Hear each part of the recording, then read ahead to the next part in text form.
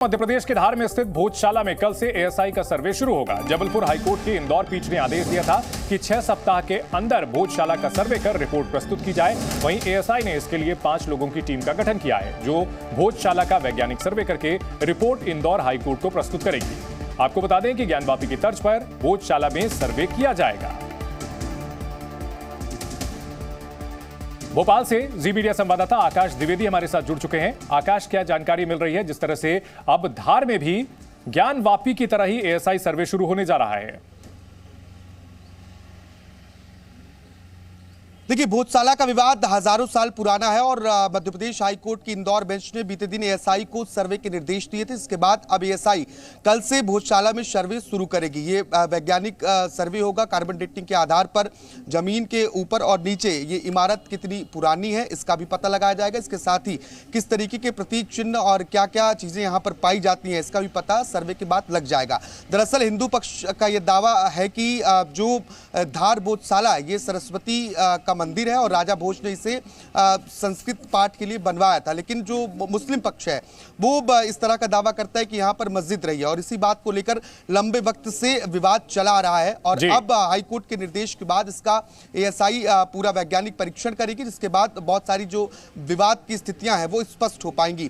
29 अप्रैल के पहले एएसआई को रिपोर्ट सौंपनी है, क्योंकि 29 अप्रैल तक हाईकोर्ट में दोबारा सुनवाई भी होनी है।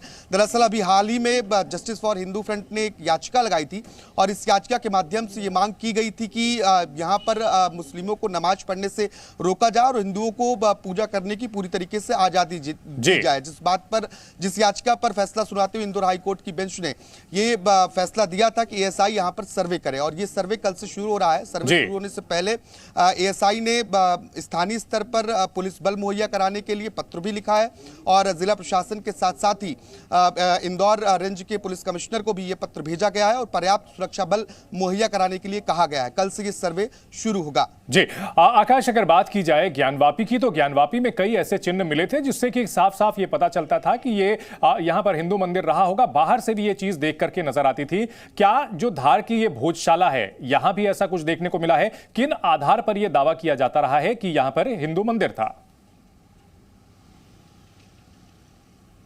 देखिए, भोजशाला का जो पूरा निर्माण है, जो यहाँ पर एक स्थापना है, अगर उसे देखते हैं तो उससे प्रतीत होता है कि ये उसी तरीके की संरचना है जिस तरीके की मंदिर की संरचना होती है।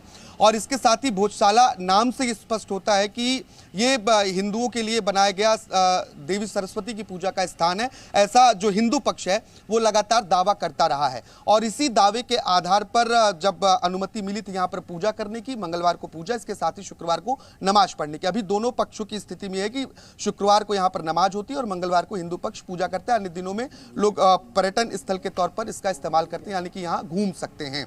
और इसी आधार पर अभी भी जो हिंदू पक्ष है वो ये दावा कर रहा है कि इसका बाकायदा वैज्ञानिक सर्वेक्षण कराया जाए ताकि जो परिस्थितियां हैं वो साफ हो सके और हिंदू पक्ष को पूरी तरीके से पूजा करने की अनुमति मिले और मुस्लिमों को यहाँ पर नमाज पढ़ने से रोका जाए।